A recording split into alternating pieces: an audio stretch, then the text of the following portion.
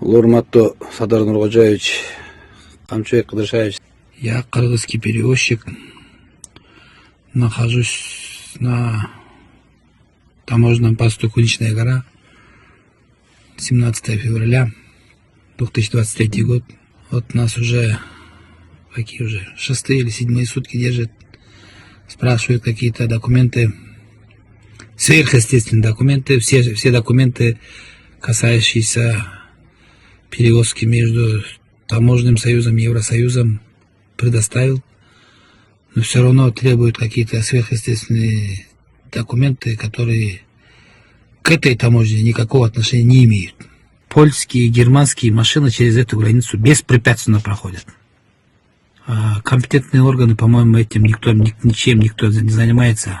Я так не понял, это их не кормушка. Вот далее виднеется Эстония, эстонская граница, там будет Койдула. Здесь уже, вот я говорил, 7-е сутки где-то. Первые 2 суток нас на улицу выпускали за продуктами. Сейчас уже и за продуктами, за сигаретой невозможно, за водой нельзя сходить.